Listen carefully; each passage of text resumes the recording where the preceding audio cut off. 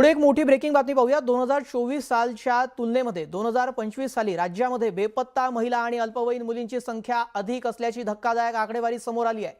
2025 साली बेपत्ता झालेल्या महिलांची संख्या 48,278 इतकी होती, तर हरवलेल्या अल्पवयीन मुलींची संख्या 2025 मध्ये 12,113 इतकी होती। मधल्या एका घटनेचं मी याच्यामध्ये आपल्याला उदाहरण दिलेलं आहे। त्याच्यामुळे या स्वरूपात आपण व्यापक स्वरूपात ह्या सगळ्या गोष्टींच्या संदर्भात काय कारवाई करणार या सभापती महोदय माझ्या दोन स्पेसिफिक प्रश्न आहेत। कोकणामध्ये रायगड जिल्ह्यामध्ये सभापती महोदय जानेवारी ते नोव्हेंबर या कालावधीमध्ये 70 पेक्षा जास्त अल्पवयीन मुली बेपत्ता झाल्यात, तर एकंदरीत राज्यामध्ये काय परिस्थिती आहे याची पण माहिती सभागृहाला भेटावी अशी विनंती। आपण जर बघितलं तर ह्या राज्यामध्ये वेगवेगळ्या पद्धतीच्या मोहीम राबवून आतापर्यंत संपूर्ण राज्यामध्ये महिला व अल्पवयीन मुलींची माहिती जर आपण सांगितलं तर 2024 मध्ये हरविलेल्या महिला जवळजवळ 45,662 होत्या आणि त्यातल्या सापडलेल्या महिला ह्या 30,877 आहेत। तर हरविलेल्या मुली ज्या अल्पवयीन होत्या त्या 11,316 आणि त्यातल्या मिळालेल्या ज्या अल्पवयीन मुली आहेत त्या आहेत 8,475। त्याच पद्धतीनं 2025 मध्ये 48,278 महिला हरविल्या होत्या, त्यातल्या 36,581 सापडल्या आणि अल्पवयीन मुली ह्या 12,113 आणि त्यातल्या मिळून आलेल्या 10,295 अशा पद्धतीच्या घटना संपूर्ण राज्यामध्ये झाल्या। रायगडमध्ये देखील त्या ठिकाणी जानेवारी ते नोव्हेंबर 2025 मध्ये हरविलेल्या मुली 70 होत्या, त्यातल्या 66 मुली आपल्या विभागाने त्या ठिकाणी परत आणून दाखवल्या। याच्याकरिता अधिक वेगानं ही कार्यवाही व्हावी याच्याकरता संपूर्ण देशभरामध्ये केंद्र सरकारच्या गृह मंत्रालयानं ऑपरेशन मुस्कान त्या ठिकाणी राबविलं आणि या ऑपरेशन मुस्कानच्या माध्यमातून देखील आपण मोठ्या प्रमाणात त्या ठिकाणी हरविलेल्या महिला असो किंवा हरविलेल्या आपल्या अल्पवयीन मुली असो त्या ठिकाणी शोधून काढलेल्या। त्याच पद्धतीनं राज्य सरकारच्या वतीनं ऑपरेशन शोध ही विशेष मोहीम आपण त्या ठिकाणी राबविली।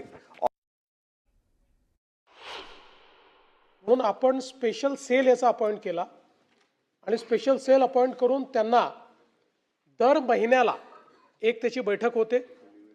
याच्यामध्ये एडीजी लेवलच्या महिला अधिकारी आपण नेमलेल्या आहेत। त्या महिला अधिकारी दर महिन्याला बैठक घेऊन त्या ठिकाणी प्रत्येक पोलीस स्टेशनमध्ये कुठल्या पोलीस स्टेशनमध्ये किती त्यांनी पाठपुरावा केला, किती सापडल्या, पहिल्या 5 पोलीस स्टेशन ज्यांनी उत्तम कामगिरी केली आहे ते महिन्याला चिन्हांकित केले जातात। शेवटचे 5 पोलीस स्टेशन ज्यांनी खराब कामगिरी केली आहे त्यांना देखील त्या ठिकाणी रिप्रिमांड केलं जातं। याचा परिणाम असा आहे की आपण जर बघितलं असेल तर आता जवळपास ही संख्या एका वर्षात 10% वाढलेली आहे। 10% त्याच्यामध्ये आपल्याला जो परत येण्याचा किंवा सापडण्याचा दर आहे तो वाढलेला पाहायला मिळतोय। या संदर्भात अजून मोठ्या प्रमाणात आपण जी काही कारवाई आहे ती सुरू केलेली आहे। या संदर्भामध्ये अधिक माहिती जाणून घेऊया। सुस्मिता भदाणे आमच्या प्रतिनिधी या संदर्भात अधिक माहिती देण्यासाठी माझ्यासोबत आहेत।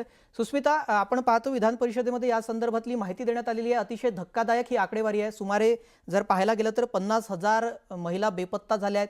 2024 मध्ये किती आकडेवारी होती, 2025 मध्ये ते 10% वाढलेली आहे। जर सरकार उपाययोजना करतंय जी माहिती पंकज भोयर मंत्री यांनी दिली तरी ही संख्या ही वाढत का चाललेली आहे, काय तिथे सविस्तर चर्चा झाली परिषदेत?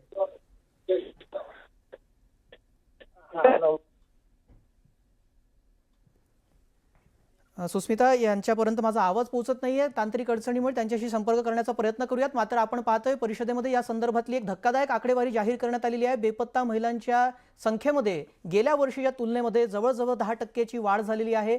देवेंद्र फडणवीस मुख्यमंत्री यांनी देखील याबाबत स्पष्टीकरण दिलेलं आहे की वेगवेगळ्या मोहीम राबवल्या जात आहेत। गृहराज्यमंत्री पंकज भोयर यांनी देखील याबाबत माहिती दिली। मात्र गेल्या वर्षीच्या तुलनेमध्ये ही संख्या वाढलेली आहे। ही अतिशय चिंताजनक बाब आहे। 48,000 महिला बेपत्ता झालेल्या 2025 मध्ये।